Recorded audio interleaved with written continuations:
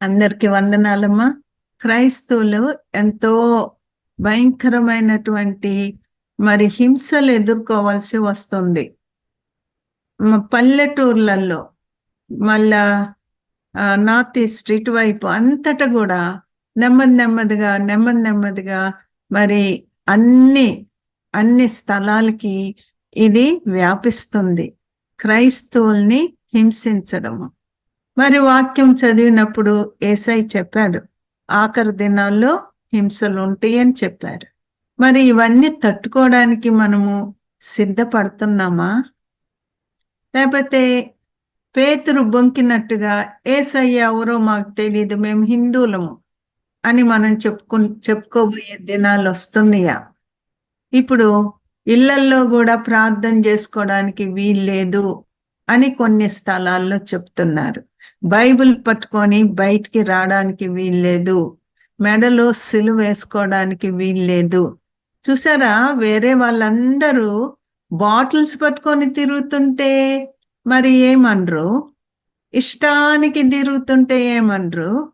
కానీ పరిశుద్ధమైన గ్రంథం మాత్రం పట్టుకొని వీధుల్లోకి వెళ్ళకూడదు, ప్రసంగాలు చేయకూడదు. సరే, ఇంట్లో చేసుకోవచ్చా? అది కూడా వద్దంటున్నారంట కొన్ని స్థలాలు. కాబట్టి భయంకరమైనటువంటి దినాలు వస్తున్నాయి. మనం క్రైస్తవులు అని చెప్పుకొంచున్న మనకి ధైర్యపాత్మ లేనట్లయితే మరణమైనా సరే నేను నిలబడతాను అనేటువంటి ఆత్మ మనలో లేనట్లయితే మన భక్తి అంతా వ్యర్థమే కదా. సరే, మనందరికీ పరలోకం వెళ్ళాలని ఎంతో ఆశ ఉంది. ఎట్లా వెళ్తాం? మొట్టమొదట పరలోకానికి వెళ్ళాలంటే ఏంటి, ఏముండాల మనకి? యేసయ్య మన కోసము పరలోకాన్ని వదిలి భూలోకానికి వచ్చాడు. మన పాపాలు కొరకు ఆయన ప్రాయశ్చిత్త బలి అయ్యాడు. ఇవన్నీ మనం చిన్నప్పటి నుండే వింటున్నాం కదా. మనము క్రిస్మస్ చేసుకుంటాము, న్యూ ఇయర్ చేసుకుంటాము, ఈస్టర్ చేసుకుంటాము, గుడ్ ఫ్రైడే రోజున ఆ 40 దినాలు చాలా మంది ఉపవాసాలు ఉంటారు. ఇవన్నీ ఏంటి? ఇవన్నీ కూడా ఒక భక్తి అంతే. కానీ ఇవన్నీ కూడా పరలోకానికి చేరుస్తాయి మనల్ని అని చెప్పడానికి వీల్లేదు. పరలోకానికి చేర్చేది ఏంటి అంటే ఆ పరిశుద్ధాత్మ దేవుడు మనలో ఉన్నాడా?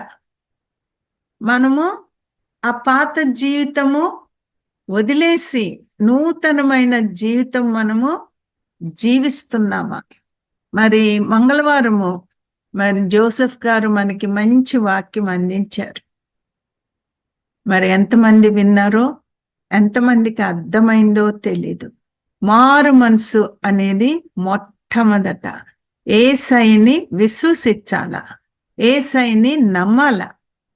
యోహాను సువార్త 1:12 ఏముందమ్మా? ఎవరన్నా చదవగలరా? యోహాను సువార్త 1:12. తన్ను ఎందరు అంగీకరించిరో వారికందరికీ అనగా తన నామమునందు విశ్వాసం ఉంచిన వారికి దేవుని పిల్లలగుటకు ఆయన అధికారం అనుగ్రహించెను.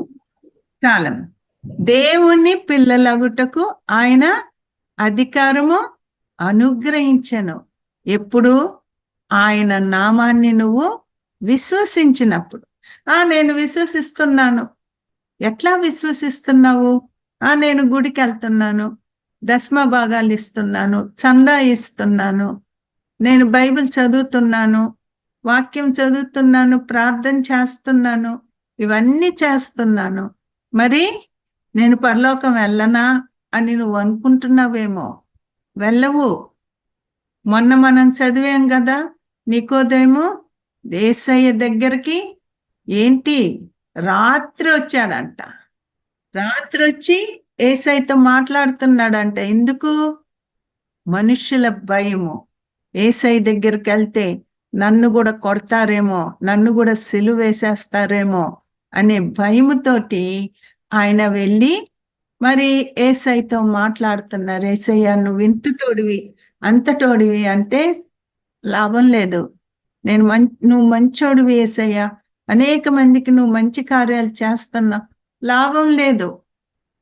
నువ్వు మారు మనసు పొందితే తప్ప పరలోక రాజ్యంలోకి నువ్వు చేరవు అనేది కదా. మరి మనము ఆ రోజు మంగళవారము మనము చూసుకున్నాము. యోహాను సువార్త 3వ అధ్యాయము మొట్టమొదట వచనము. యూదుల అధికారి అయిన నికోదేము పరిసేవకుడుండెను. అతడు రాత్రి యందు ఆయన యొద్దకు వచ్చి, బోధకుడా, నీవు దేవుని యొద్ద నుండి వచ్చిన బోధకుడవని మేమెరుగుదుము. దేవుడు అతనికి తోడై ఉంటేనే గాని నీవు చేయుచున్న సూచక క్రియలను ఎవడునూ చేయలేడని ఆయనతో చెప్పెను. అందుకు యేసు అతనితో, ఒకడు క్రొత్తగా జన్మించితేనే గాని అతడు దేవుని రాజ్యమును చూడలేడని నీతో నిశ్చయముగా చెప్పుచున్నానెను. చాలు, చూసారా?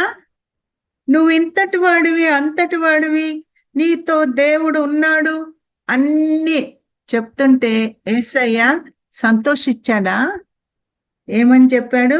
ఒకడు క్రొత్తగా జన్మించితేనే గాని అతడు దేవుని రాజ్యమును చూడలేడని మీతో నిశ్చయముగా చెప్తున్నాను. నువ్వు క్రొత్తగా జన్మిస్తేనే పరలోక రాజ్యంలోకి నువ్వు వస్తావు. క్రొత్తగా జన్మించడం అంటే ఏంటి? ఏమా, దేవుడి పాదాల దగ్గరికి వెళ్ళి ఆ పాత జీవితం అంతా కూడా మరి వదిలేసి, ప్రభువా నన్ను నూతనపరచు అని నువ్వు ఎప్పుడైతే పశ్చాత్తాపడి నీ తప్పులు నువ్వు తెలుసుకొని ఆ తప్పులు దేవుడి దగ్గర ఒప్పుకోవాలా, మనుష్యుల దగ్గరికి వెళ్ళి కూడా నువ్వు ఎవరెవరిని ఆయాస పెట్టావో, ఎవరెవరితో నువ్వు పోట్లాడావో, ఎవరెవరిని నువ్వు ద్వేషించావో వాళ్ళ దగ్గరికి వెళ్ళి, అమ్మా నన్ను క్షమించు, ఆ రోజు నీతో ఇట్లా నేను పోట్లాడాను, నన్ను క్షమించు అని ఒక్కొక్కటి పరిశుద్ధాత్మ దేవుడు నిన్ను ఒప్పింపజేస్తాడు. ఇవన్నీ చేయకుండా నేను పరలోకానికి వెళ్తాను, ఎందుకంటే నేను బాగా ప్రార్థన చేసుకుంటాను, వాక్యం చదువుతాను, అందరికి మంచి మాటలు చెప్తాను, ఇవన్నీ కూడా భక్తే గాని ఆత్మీయత కాదు. ఇది ఆత్మీయ జీవితం అంటే నీకు దేవుడికి క్లోజ్ కాంటాక్ట్ ఉండాల, సంబంధము, దగ్గర సంబంధం ఉండాల. ఆయన ఏం చెప్తున్నాడు, నీతో ఏం మాట్లాడుతున్నాడు, ఏమని చెప్తున్నాడు నీ గురించి, నువ్వు ఏం చెయ్యాలని ఆయన ఉద్దేశము, ఆయన కోసమే మనం బ్రతుకుతున్నాం. ఇప్పుడు ఉద్యోగము, చదువు, అవన్నీ ఉండాల, కానీ వాటికి మనము ఎక్కువ ప్రాముఖ్యత ఇచ్చి దేవునికి దూరం అయిపోతున్నాం. చిన్నప్పటి నుండి తల్లిదండ్రులు ఏం నేర్పిస్తున్నారు? చిన్నప్పటి నుండే ఏబిసిడీలు నేర్పిస్తున్నారు. చిన్నప్పటి నుండే మరి వాళ్ళు ఎట్లా రాయాలో అన్ని వాళ్ళకి నేర్పిస్తున్నారు. మరి వాళ్ళు నర్సరీకి వెళ్తున్నారంటే తల్లిదండ్రులకి ఎంత టెన్షన్. నర్సరీలో వాళ్ళకి ఎగ్జామ్ జరుగుతుందంటే తల్లిదండ్రులకి ఏంటో, కాలేజీలో మరియు స్టూడెంట్స్కి జరిగితే ఎట్లా టెన్షన్లో పడతారో అట్లా టెన్షన్ వాళ్ళకి. ఏంటి అంత ప్రాముఖ్యత పిల్లలకి ఇస్తున్నారు, నేర్పిస్తున్నారు. కానీ చిన్నప్పుడే దగ్గర కూర్చొని దేవుడి గురించి నీ బిడ్డకి నువ్వు నేర్పిస్తున్నావా? తల్లి, నీకు దేవుడు బిడ్డల్నిచ్చాడు, మరి వాళ్ళకి నువ్వు నేర్పిస్తున్నావా? యేసయ్య గురించి నువ్వు చెప్తున్నావా? మనం ఇట్లా ప్రార్థన చేసుకుంటే దేవుడు మనని పరలోకానికి చేర్చుకుంటాడు. మనము కొన్నాళ్ళే ఈ లోకంలో ఉండాలా, ఇవన్నీ వాళ్ళకి తెలుసా? ప్రార్థన చేయాలి, ప్రొద్దున లెగ్గానే మొట్టమొదట ప్రార్థన చేసుకొని అప్పుడు బయటికి రావాలని నేర్పించావా? తల్లి, నువ్వు అది నేర్పించకపోయినట్లయితే నువ్వు నిజంగా నీ జీవితంలో నువ్వెంతో పోగొట్టుకున్నటువంటి దాన్ని. వాళ్ళు పెద్ద అయిన తర్వాత వాళ్ళ కొరకు ప్రార్థన చేయండి. మా బిడ్డకి రక్షణ లేదు, మా బిడ్డకి అది లేదు, రక్షణ లేదు అని నువ్వు అప్పుడు ఏడుస్తే లాభం లేదు. కానీ అది కూడా ఏడవడన్నా, మా బిడ్డ పెళ్లి గురించి ప్రార్థన చేయండి, మా బిడ్డకి మంచి ఉద్యోగం రావాలని ప్రార్థన చేయండి. వాక్యం అంతా విన్న తర్వాత మరి దేవుడు నీతో ఏం మాట్లాడాడో, అయ్యో నేను ఇప్పుడు అర్థమవుతుంది, నాకు నా కోసరం ప్రార్థన చేయండి, నాకు మారుమనసు లేదు అని ఇప్పుడు తెలిసింది, నిజంగా నేను ఒక తల్లిగా నా బిడ్డలకి నేర్పించలేదు అని మనము దేవుని బిడ్డల్ని అడగవలసింది. అడగకుండా వాక్యం విన్న తర్వాత ఏమి వాళ్ళ యొక్క ప్రార్థన రిక్వెస్ట్లు ఏంటమ్మా? మా బిడ్డ కోసం ప్రార్థన చేయండి, మా బిడ్డకి మంచి ఉద్యోగం రావాలా, ఎగ్జామ్స్ రాస్తుందండి, పరీక్షలు రాస్తుంది, ప్రార్థన. అరే ఇప్పుడు దాకా 1 గంట సేపు కూర్చొని దేవుని బిడ్డలు ప్రయాసపడుతున్నప్పుడు నీ తల్లోకి ఎందుకు ఎక్కడం లేదు అది? ఏమా, నువ్వు వాటిల విషయమై, నీ బిడ్డల విషయమై వాళ్ళకేమన్నా నువ్వు లింక్ పంపించావా? వాళ్ళు వాక్యం వింటున్నారా? వాక్యం వినమని నువ్వు చెప్తున్నావా? ఏమి లేదు. వాళ్ళ కొరకు ప్రార్థన చేయండి, వాళ్ళు మంచిగా ఉండాలండి. ఏమా, ఏమి చెయ్యవు నువ్వు? దేవుడి బిడ్డల మీద భారం వేసేసి వాళ్ళు ప్రార్థన చేశారు, నా బిడ్డలు క్షేమంగా ఉంటారు అని నువ్వు తృప్తి పడుతున్నావేమో. దేనికి నువ్వు ప్రాముఖ్యత ఇస్తున్నావు? దేనికి వాక్యం వింటున్నావు? నా బిడ్డల పరీక్షల కొరకు ప్రార్థన చేయండి నన్ను అడగడానిక ఈ గంట సేపు వాక్యం వింటున్నావు? నాకు ఈ కష్టాలు వచ్చినాయి కాబట్టి నేను బయటపడాల, అప్పులు వచ్చి నన్ను అడుగుతున్నారు, నాకు అప్పులు ఇవ్వాల, వాళ్ళు వీళ్ళు నాకు అప్పులు ఇవ్వాలంటే ఇచ్చేటట్టుగా ప్రార్థన చేయండి. అమ్మా, అప్పుల కోసరము, డబ్బుల కోసరము ఈ ప్రార్థనలు పెట్టలేదమ్మా. ఎవరిని కూడా అప్పు అడగడం కానీ మరి డబ్బులు అడగడం కానీ ఈ యొక్క సేవలో ఉండడానికి వీల్లేదు. ఎవరన్నా డబ్బులు అడుగుతున్నారు అంటే మాకు తెలపండి, అప్పు అడుగుతున్నారంటే మాకు తెలపండి. దానికోసం కాదు ఈ సేవ. చూసారా, ప్రార్థన చేసుకోవడానికి, ఆత్మీయంగా మనం బలపడడానికి ఈ సేవ. అంతేగాని అప్పులు మాకు కావాలి అని ఎన్నడు కూడా ఎవరిని అడగద్దు. ఒకవేళ ఎవరన్నా అడిగితే మాకు ఇన్ఫార్మ్ చేయండి, పలానోళ్ళు అడుగుతున్నారు, మరి మేము ఇవ్వచ్చా ఇవ్వకూడదా? ఇవ్వకూడదు. దాని వాళ్ళు కూడా విశ్వాసం నేర్చుకొని దేవుడి పాదాలు పట్టుకోవాలా. వాళ్ళు కూడా మరి దేవుడేమన్నాడు, మిమ్ములను ధనవంతులుగా చేయడానికి నేను సిలువలో దరిద్రుడనయ్యాను. చేస్తాడు ఆయన తప్పకుండా. నువ్వు సరైనటువంటి స్థితిలో ఉంటే నీ అవసరతలు అక్కర్లు అన్ని ఆయన తీరుస్తాడు. పెంట కుప్పల మీద నుండి లేవనెత్తే దేవుడు మన దేవుడు. అవి డబ్బు కాదమ్మా ముఖ్యం, ఇక్కడ విశ్వాసము. నీకు డబ్బు ఉంటే నువ్వు పరలోక రాజ్యం వెళ్తావా? 1 పైసా అన్నా నువ్వు తీసుకుని వెళ్ళగలవా? చూసారా? కాబట్టి మనం జాగ్రత్తగా ఉండాలా. పరలోక రాజ్యము చేరడానికి ఏంటి? మరి యేసయ్య ఈ లోకానికి వచ్చినప్పుడు, మరి బాప్తిసమిచ్చు యోహాను ఈ లోకంలో ఉన్నప్పుడు ఆయన మొట్టమొదట ఏం చేశాడమ్మా? మార్కు సువార్త 1వ అధ్యాయము 4-5 చదవండి అమ్మా. మార్కు సువార్త 1. బాప్తిసమిచ్చు యోహాను అరణ్యములో ఉండి పాప క్షమాపణ నిమిత్తము మారు మనసు విషయమైన బాప్తిసము ప్రకటించుచూ వచ్చెను. అంతటా యూదయ దేశస్థులందరూ యెరూషలేము వారందరూ బయలుదేరి అతని యొద్దకు వచ్చి తమ పాపములను ఒప్పుకొనుచు యోర్దాను నదిలో అతని చేత బాప్తిసము పొందుచుండిరి. చాలమ్మా. బాప్తిసము తీసుకోవడానికి వాళ్ళు ముందేం చేశారమ్మా? వారి పాపములను ఒప్పుకొనుచు. నువ్వు బాప్తిసం తీసుకున్నావు, నీ పాపాలు ఒప్పుకున్నావా? నేను పాపిని అని ఒప్పుకుంటే అయిపోతుందా? నువ్వు సరి చేసుకున్నావా? నీ పాత జీవితం వదిలేసావా? ఇవన్నీ ఏమి లేకుండా నువ్వు బాప్తిసం తీసుకుంటే అది బాప్తిసం కాదమ్మా.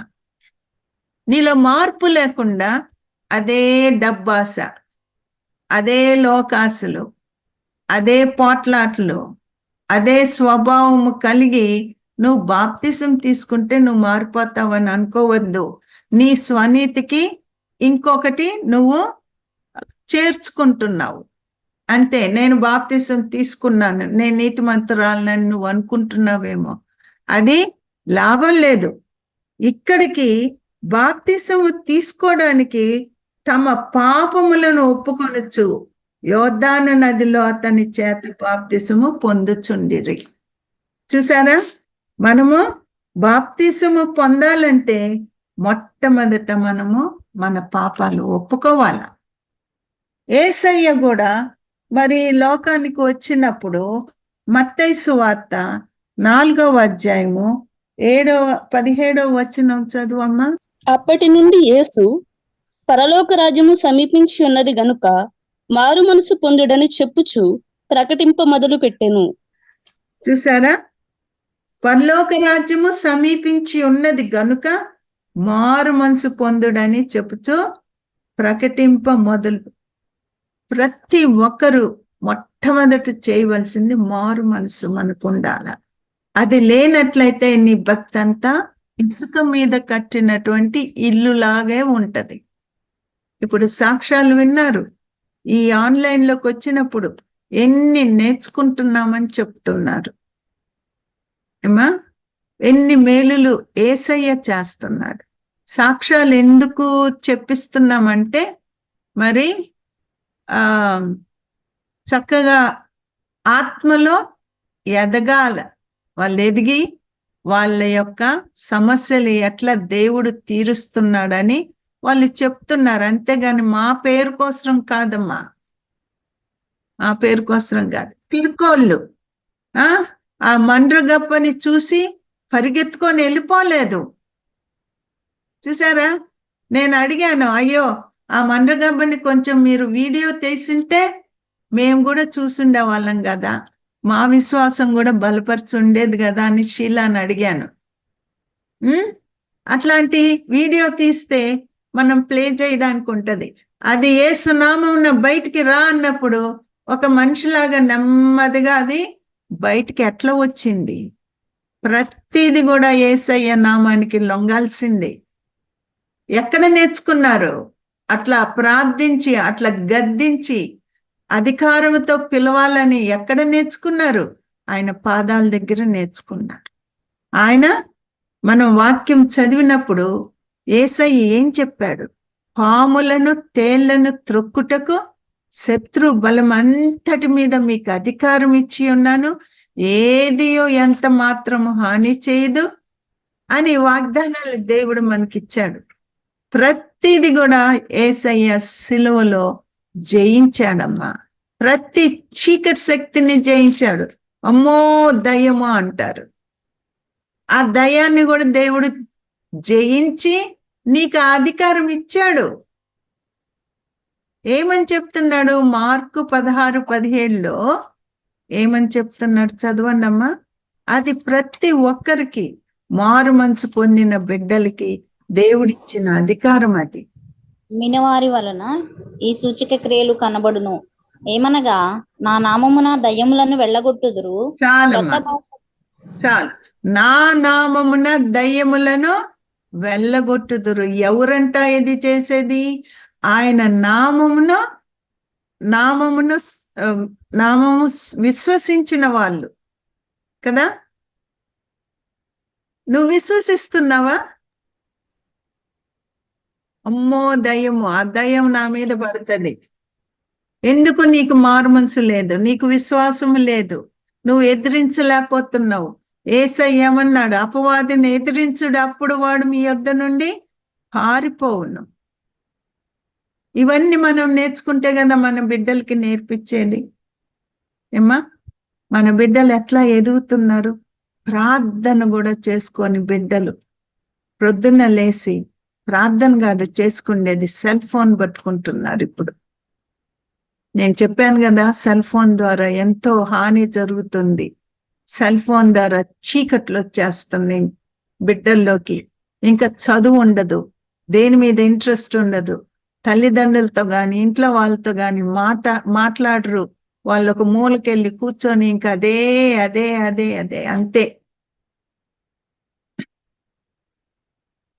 అంత బానిసైపోతున్నారు. తల్లి చిన్నప్పటి నుండి బిడ్డలకి నేర్పించాల. తల్లి నేర్పించకపోతే గాన దేవుడు లెక్క అడగబోతున్నాడు. మనం అప్పచెప్పాలా. నేను నీ చేతుల్లో పెట్టిన బిడ్డలకి నువ్వు చిన్నప్పటి నుండి నేర్పించావా? లోకాన్ని వాళ్ళకి నేర్పించావా? ఏమి నేర్పించావు నువ్వు? నరకంలో అంట తల్లిదండ్రులు వెళ్తారు, బిడ్డలు వెళ్తారు, నరకంలో పోట్లాడుకుంటా ఉంటారంట. తల్లిదండ్రుల్ని బిడ్డలు నిందిస్తుంటారంట. యేసయ్య గురించి చిన్నప్పుడు నేను మాకు నేర్పించుంటే మేము ఇక్కడికి వచ్చిండే వాళ్ళం కాదు కదా అని పళ్ళు కొరుకుతా తిడతా ఉంటారంట. చూసారమ్మా? మనకైతే ఆశ ఉంది పరలోకానికి వెళ్ళాలని. దేవుడు చెప్పినవి మనం వింటున్నామా? పరలోక రాజ్యము సమీపించి ఉన్నది గనుక మారు మనసు పొందుడని చెప్పుచూ ప్రకటింప మొదలు పెట్టిన ఎవరు? యేసయ్య. ఆ కాలంలో 2024 సంవత్సరాల క్రితమే దేవుడు చెప్తున్నాడు, పరలోక రాజ్యము సమీపించి ఉన్నదంటే ఇప్పటికి ఇంకెంత సమీపించి ఉన్నది. ఆయన రాకడ ఇంకెంత త్వరగా రానై ఉన్నది. మనం ఆఖరి దినాల్లో ఉంటున్నామని చెప్తున్నాం. కన్నీరు కారుస్తున్నావమ్మా రక్షణ లేని నీ బిడ్డల కోసం. నీదే తప్పు. చిన్నప్పటి నుండి వాళ్ళని సండే స్కూల్కి తీసుకెళ్లకుండా, ఆదివారం వచ్చింది నిద్రపోతున్నారు పిల్లలు, అంత తొందరగా లెగరు. అరే స్కూల్ అంటే లేస్తున్నారు, సండే స్కూల్ అంటే ఎందుకు లెగరు? ఏమా నేర్పించాలా? పిల్లలకి నేర్పిస్తే వాళ్ళు నేర్చుకుంటారు. లేదులేండి, రాలేరులేండి సండే స్కూల్కి, ఆదివారం ఒక్కరోజే కదా, వాళ్ళు నిద్రపోతుంటారండి. అట్లా పెంచు. పెద్ద అయిన తర్వాత నువ్వు ఏడవలసి వస్తుంది. వాళ్ళు ఇంకా దేవుని ఆశలు ఉండవు వాళ్ళకి. దేవుని భయం ఉండదు. పొద్దున్న లేచి ప్రార్థన చేసుకున్నా అంటే మర్చిపోయాను, బైబిల్ చదివావా అంటే మర్చిపోయాను, సెల్ ఫోన్ చూసావా అని మనం అడగనవసరం లేదు. లగ్గానే ఎక్కడుందని చేతిలో పట్టుకుంటారు. తల్లి నువ్వెంత పోరాడాల నీ బిడ్డల కోసం. నీ యవనమంతా కాలం గడిపేశావు. పెళ్ళైనప్పుడు కూడా బిడ్డలు చిన్నగున్నప్పుడు కూడా నువ్వు లోకస్తురాలుగే ఉండిపోయావు. ఇప్పుడు పెద్ద అయిన తర్వాత నీకు ఇప్పుడు అర్థమవుతుంది, అయ్యో వాళ్ళ గురించి నేను ఎందుకు ప్రార్థన చేయలేదు. నా బిడ్డలు పరలోక రాజ్యంలో చేరతారా? మారు మనసు పొందాలా తల్లి, మారు మనసు పొందాలా, బిడ్డల కొరకు కూడా ప్రార్థించాలి. లేనట్లయితే చాలా కష్టపడవలసి వస్తుంది. మారు మనసు మనము ఎంతమంది మారు మనసు పొందకుండా బాప్తిసం తీసుకొని, నేను బాప్తిసం తీసుకున్నా, నేను రక్షణ తీసుకున్నాను. రక్షణ తీసుకోవడం ఏంటమ్మా? రక్షణ పొందాలా నువ్వు, బాప్తిసం తీసుకోవాలా కదా. కాబట్టి ఇవన్నీ కూడా మనము చేయకుండా పరలోక రాజ్యంలో చేస్తామని అనుకోవద్దు.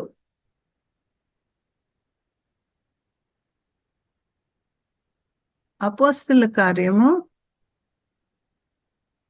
17:30 చదవమ్మా.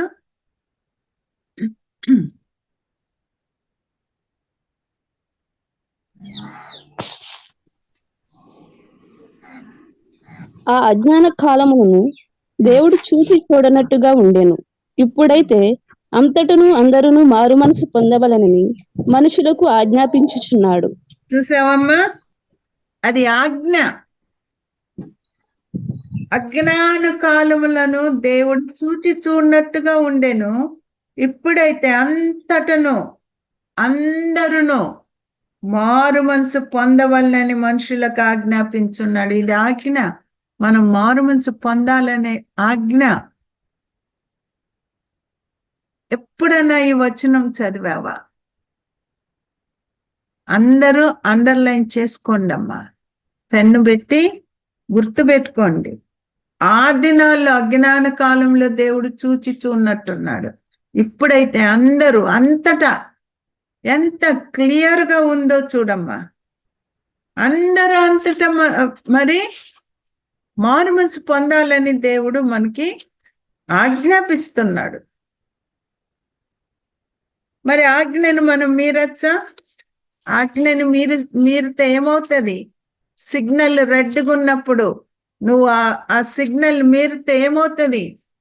యాక్సిడెంట్ అన్న అవుతుంది, లేకపోతే నీకు బిల్ అన్నా వస్తుంది, ఫైన్ కదా, ఫైన్ వస్తుంది.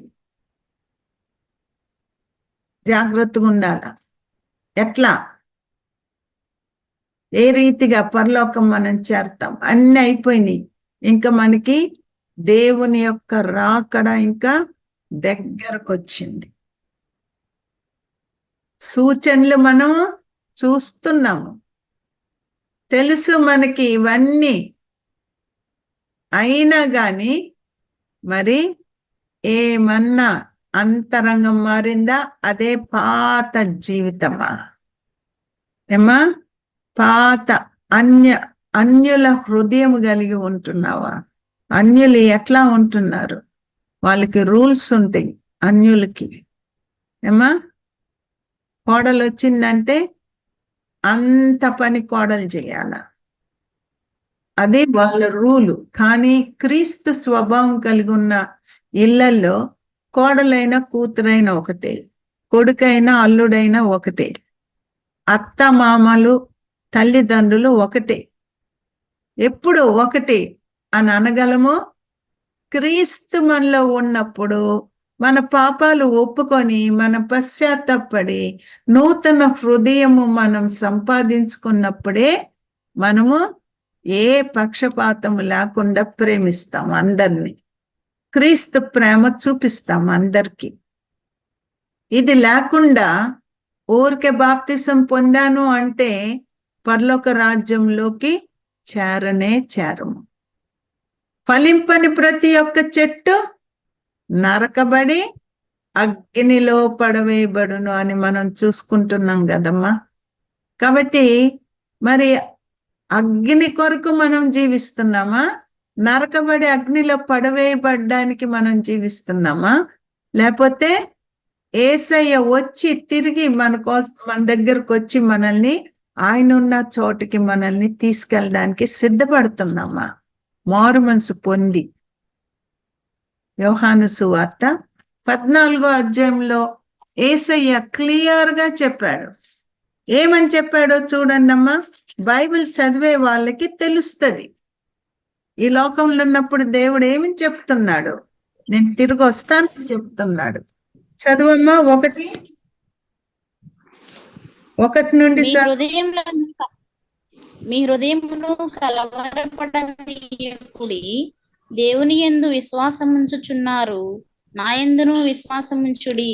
నా తండ్రి ఇంట అనేక నివాసములు కలవు, లేని ఎడల మీతో చెప్పుదును. మీకు స్థలము సిద్ధపరచ వెళ్ళుచున్నాను. నేను వెళ్ళి మీకు స్థలము సిద్ధపరిచిన ఎడల నేనుండు స్థలములో మీరును ఉండులాగున మరలా వచ్చి నా యొద్ద నుండుటకు మిమ్మును తీసుకొని పోవుదును. నేను వెళ్ళుచున్న స్థలమునకు మార్గము మీకు తెలియనని చెప్పెను. చాలు. కాబట్టి యేసయ్య ఏమని చెప్తున్నాడు? నా తండ్రి ఇంట అనేక నివాసములు కలువు, లేని ఎడల మీతో చెప్పుదును. మీకు స్థలము సిద్ధపరచ వెళ్ళుచున్నాను. ఊరికనే స్థలం ఇస్తాడంట యేసయ్య. ఎంతమంది ఈ లోకంలో ఇల్లు లేవు, నాకు సొంత ఇల్లు లేదు అని నువ్వు బాధపడచ్చు. నీకు పెద్ద భవనమే ఇవ్వబోతున్నాడు. నీకు స్థలము సిద్ధపరచ వెళ్ళుచున్నాను. నీకే కాదు, రక్షణ పొందిన ప్రతి బిడ్డకి, నీ బిడ్డలకి ఆయన స్థలం సిద్ధపరుస్తాడంట. అర్థమవుతుందమ్మా? ఏది తక్కువ చేయడు యేసయ్య. అన్ని సమస్తము నీకు ఇస్తాడు. ఇప్పుడు మనం ఇల్లులు సిమెంట్తో లేకపోతే ఇటుక రాళ్లతో మనం ఇక్కడ కట్టుకున్నాము. ఇది పర్మనెంటా? ఒక్క భూకంపం వచ్చిందంటే మొత్తం కూలిపోతుంది కదా. కష్టపడి కట్టుకున్నాము ఇక్కడ మట్టితోటి, అంటే సిమెంట్ తోటి, వీటితో మనం కట్టుకున్నాము. యేసయ్య దేంతో కట్టాడమ్మా? రత్నాలతోటి, ముత్యాలతోటి. నువ్వు ఊహించగలవా? నువ్వు ఊహించలేవు. అట్లాంటి ఇల్లు కట్టించాడంట నీకోసరం. నువ్వు మారు మనసు పొందితే నువ్వు తప్పకుండా అక్కడికి వెళ్తావు కదా. యేసయ్య రక్తంలో నీ పాపాలు కడుక్కుంటేనే నువ్వు అక్కడికి వెళ్తావు. మరి నువ్వు ఇట్లాంటి ఏమీ చేయకుండా నేను వెళ్ళిపోతాను పరలోకానికి అని అనుకుంటే నిన్ను నీవు మోసపరుచుకుంటున్నావు అంతే. క్రీస్తు రక్తంలో నువ్వు కడగబడ్డావా? ఆ పరిశుద్ధమైన వస్త్రము యేసయ్య నీకు ఇచ్చాడా? నీతి వస్త్రములు నువ్వు ధరించి ఉన్నావా?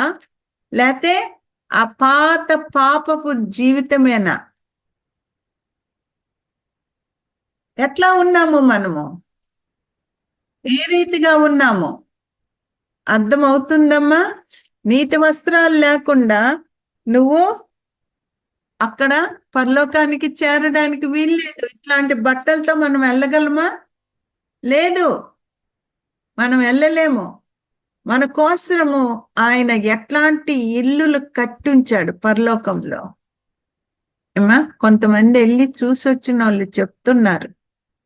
ఎప్పుడైనా మీరు సాక్ష్యాల్లో విన్నారో లేదో, పరలోకం వెళ్ళి వచ్చినటువంటి వాళ్ళు ఇల్లులు చూసినప్పుడు అసలు బంగారంతో కట్టిన ఇల్లులు ఎప్పుడన్నా మనం చూసామమ్మా?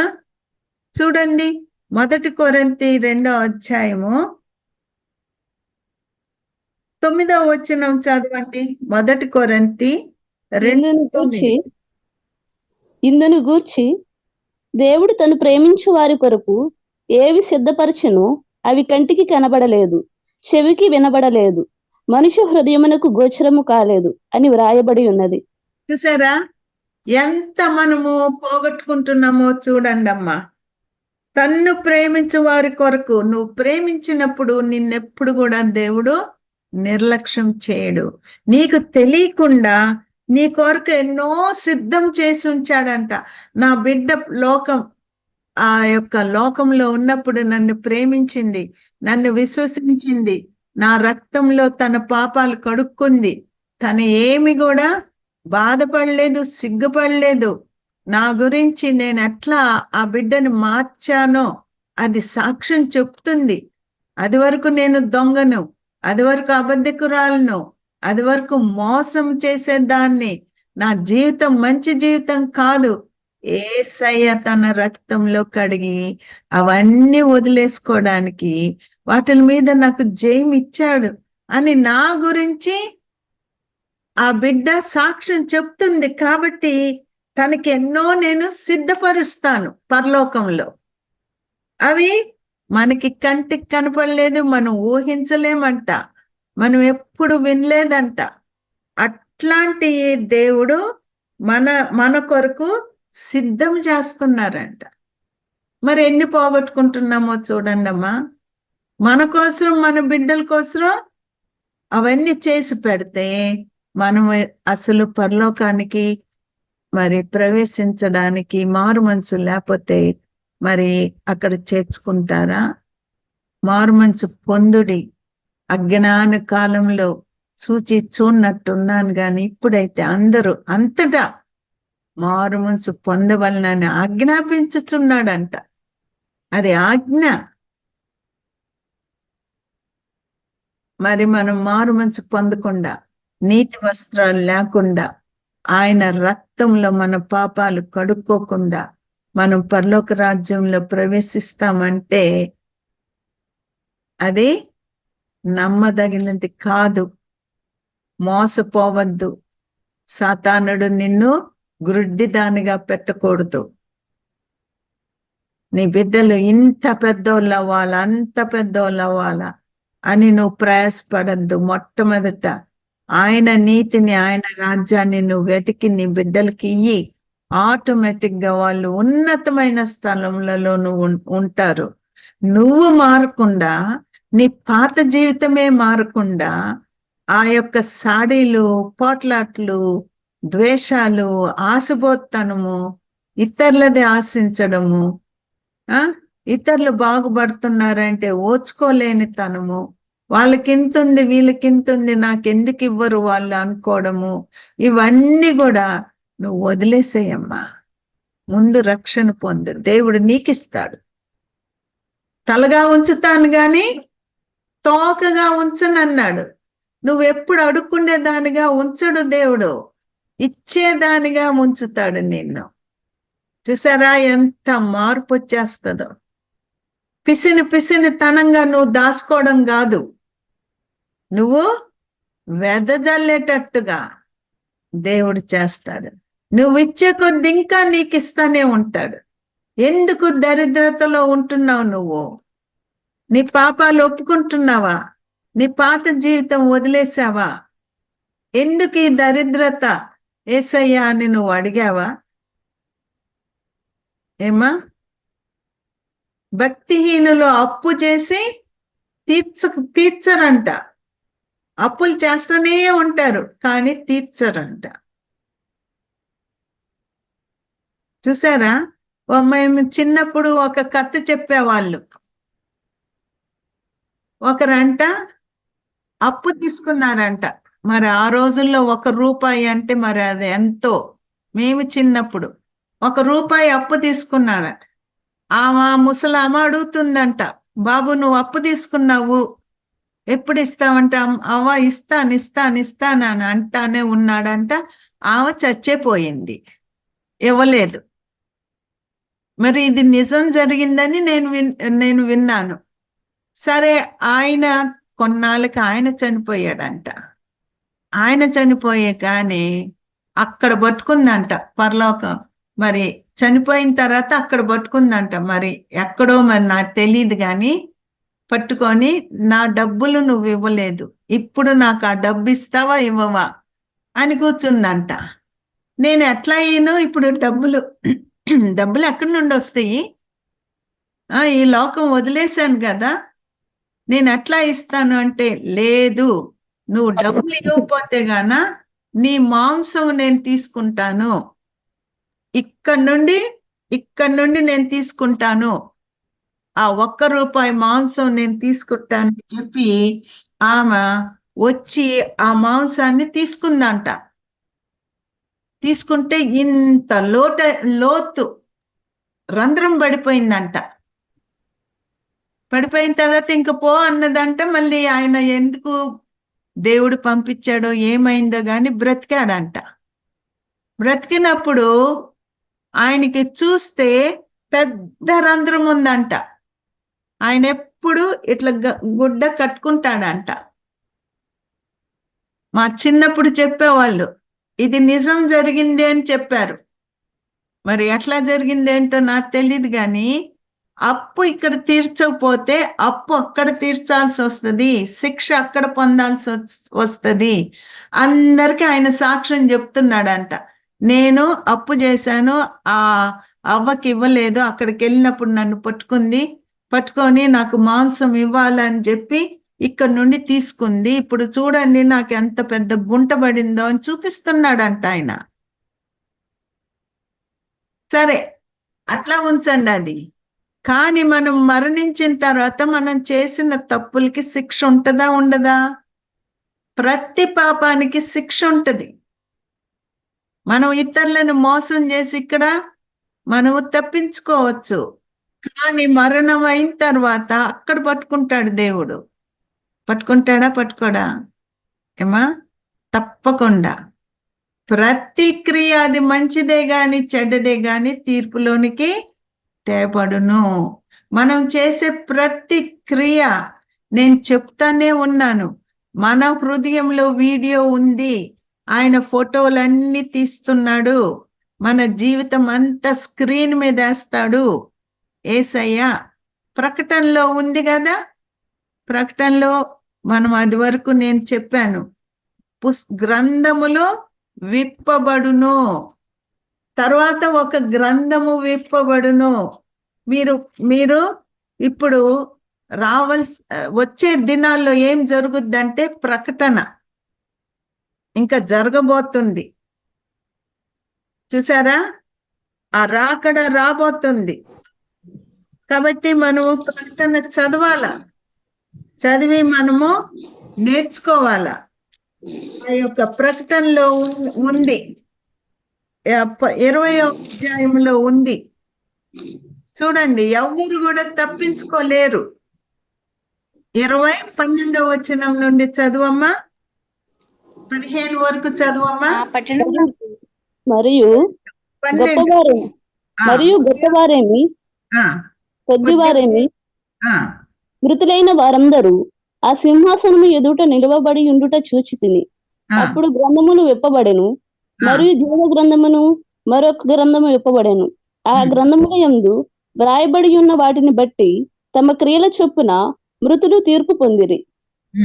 సముద్రము తనలో ఉన్న మృతులను అప్పగించెను, మరణమును పాతాళ లోకమును వాటి వశముననున్న మృతులను అప్పగించెను. వారిలో ప్రతివాడు తన క్రియల చొప్పున తీర్పు పొందెను. మరణమును, మృతుల లోకమును అగ్నిగుండములను పడవేయబడెను. ఈ అగ్నిగుండము 2వ మరణము. ఎవని పేరైనను జీవగ్రంథము వ్రాయబడినట్టు కనబడని ఎడల వాడు అగ్నిగుండములో పడవేయబడెను. కాబట్టి అప్పుడు గ్రంథములు విప్పబడెను. చూసారా, గ్రంథాలు విప్పబడ్డం అంటే ఏంటమ్మా? నువ్వు చిన్నప్పటి నుండి చేసి మరణించే వరకు నువ్వు చేసిన పాపాలన్నీ కూడా ఒక గ్రంథం అయిపోతుంది, హృదయంలో అన్ని ప్రింట్ అయిపోతాయి, అదొక గ్రంథం అవుద్ది. అదే నీతోటి వస్తుంది. నువ్వు ఏమి అబద్ధాలు ఆడావో, ఏమి దొంగతనాలు చేసావో, ఏమి మోసాలు చేసావో, ఏమి అబద్ధాలు ఆడావో, చూసారా, ఇంకేమేమి ఉన్నాయో, ఏ పాపము నువ్వు చేసావో అన్నీ ప్రింట్ అయిపోతున్నాయి హృదయంలో. ఎవ్వరు ఏమి మాట్లాడడానికి వీల్లేదు. ప్రభువా నేను ఎప్పుడు చేశాను ప్రభువా అనడానికి వీల్లేదు. టైంతో సహా అక్కడ సీన్ వచ్చేస్తుంది. నువ్వు ఎట్లా చేసావో ఏంటో అందరికి స్క్రీన్ మీద వచ్చేస్తుంది. నువ్వు ఆర్గ్యూ చేయడానికి, వాదించడానికి లేదు.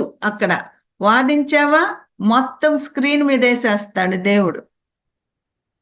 ఇది మన కోసము ఇప్పుడు మనకి జరగబోయేది ఇది.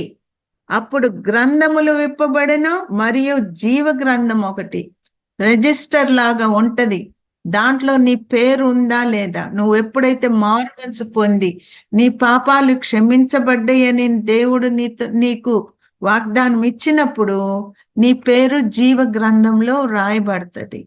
సరే, ఎప్పుడు పర్మనెంట్ గా ఉంటుందా?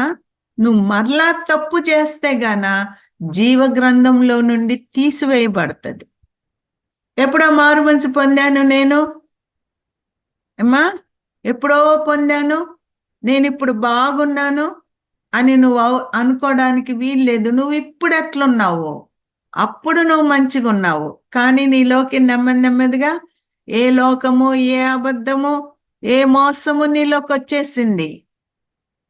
ప్రతిరోజు కూడా మన హృదయాన్ని మనం పరీక్ష చేసుకోవాలమ్మా. దేవుని యొక్క సింహాసనం ఎదుట ఆ కొద్దివారు గాని, చూసారా, ప్రతి ఒక్కరు, అంటే పేదవాళ్ళు, గొప్పవాళ్ళు, వృద్ధులు, మరి పడ్సోళ్ళు, అందరూ, ఎవరు కూడా, గొప్పోళ్ళు, అడుక్కుండే వాళ్ళు అందరూ కూడా ఆయన సింహాసనం ఎదుట నిలబడాల్సిందే. చూసారా, ఎవరు తప్పించుకోవడానికి వీల్లేదు, ఎవరు తప్పించుకోలేరు. కాబట్టి నువ్వు నీ గ్రంథము మరి నీ వెంబడి వస్తది. సముద్రంలో పడి చనిపోయినటువంటి వారు సముద్రం అప్పగిస్తదంట. బావిలో పడి చనిపోయిన వాళ్ళని బావి అప్పగిస్తదంట. చెరువులో పడి చనిపోయిన వాళ్ళని అప్పగిస్తా. ఒక్క ఆత్మ కూడా మిస్ అవడానికి వీల్లేదు. ఇది దేవుని గ్రంథంలో, ఈ నా మాటలు కాదమ్మా, ఇది చదువుకోండి, మీరు తెలుస్తుంది. ఎవరి పేరైతే జీవ గ్రంథమందు వ్రాయబడినట్టు కనబడని ఎడల వాడు అగ్నిగుండములో పడవేయబడును. 2 మరణాలు ఉన్నాయమ్మా. ఒకటి, మనం ఈ శరీరంలో నుండి ఆత్మ వెళ్ళిపోతుంది, దేవుడి దగ్గరికి వెళ్తుంది. దేవుడి దగ్గరికి వెళ్ళినప్పుడు ఆయన తీర్పు తీర్చి నిన్ను అగ్నిగుండంలో పడేయడం అనేది ఇంకొక మరణము, 2వ మరణం అది. చూసారా? కాబట్టి నువ్వు మారు మనసు పొందకపోతే 2 మరణాలు ఉన్నాయి నీకు.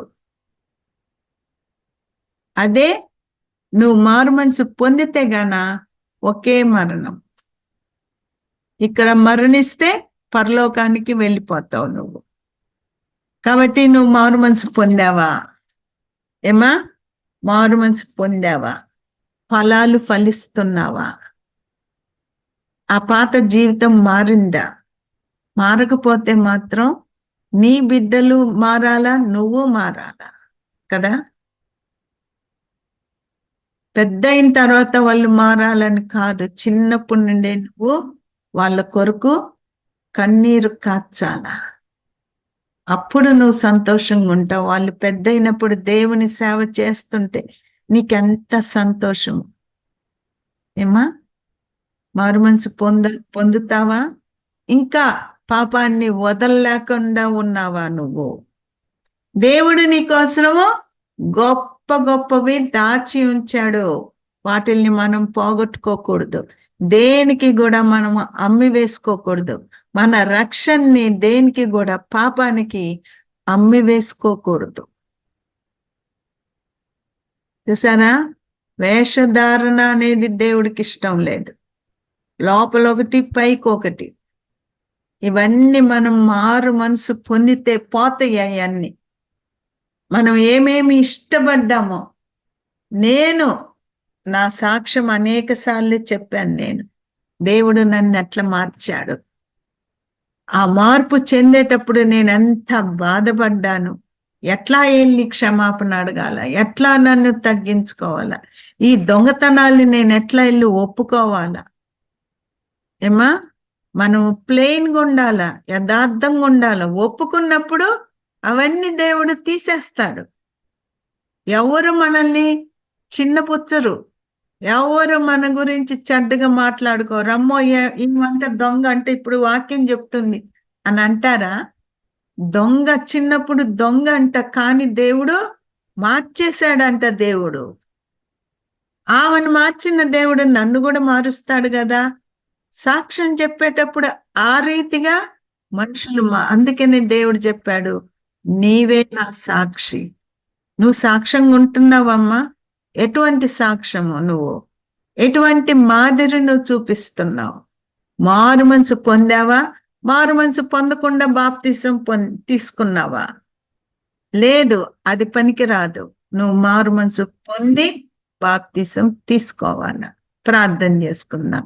పరిశుద్ధమైన తండ్రి, ప్రేంగల ప్రభువా, సర్వశక్తి కలిగినటువంటి దేవుడవు, నా దయగల తండ్రి, ఇప్పుడు ప్రభువా మేము మారు మనసు పొందామా లేదా? వాక్యం విన్నప్పుడు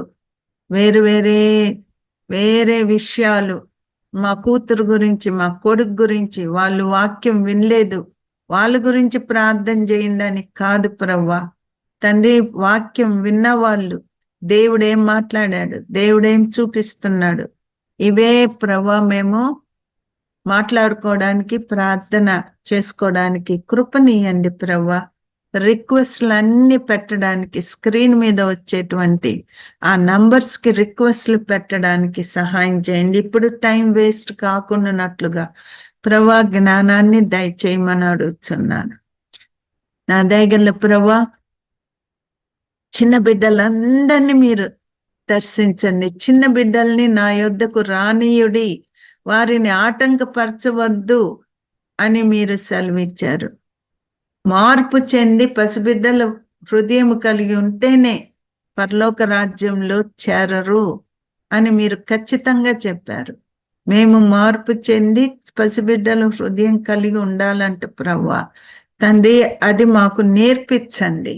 మా యొక్క మోసకరమైన జీవితాన్ని వదిలేసి నీ యొక్క సన్నిధిలో యథార్థంగా జీవించడానికి సహాయం దయచేయండి. నీ కృపగల హస్తమును ఉంచమని అడుగుతున్నాను. ప్రతి బిడ్డని, వాక్యం విన్న ప్రతి బిడ్డతో మాట్లాడి సరైన మారు మనసు ఉందా లేదా అని మేము పరీక్షించుకోవడానికి కృపనీయండి ప్రభువా తండ్రి. కష్టంలో ఉన్న వారికి మీరు సహాయం చేయండి. అనారోగ్యంగా ఉన్న వారిని మీరు ముట్టి, గాయబడిన హస్తంతో మీరు ముట్టి స్వస్థపరచండి. చాలా మంది వాక్యం వినేటప్పుడే వాళ్ళు స్వస్థపరచబడ్డారని చెప్తున్నారు. కాబట్టి స్వస్థపరిచేది నేను కాదు, మీరు ప్రభువా. మహిమ మీకు, ఘనత మీకు. మీరు సెలవులో మా కొరకు మరణించారు. కాబట్టి తండ్రి, ప్రతి బిడ్డ యొక్క సమస్యలను తీర్చండి ప్రభువా. ప్రతి బిడ్డ మారు మనసు పొంది ప్రభువా లోతుగా మిమ్మల్ని తెలుసుకునే భాగ్యం దయచేయమని త్వరగా రానంటున్నటువంటి యేసయ్య నామమున వేడుకొని ప్రార్థిస్తున్నాను తండ్రి. ఆమేన్.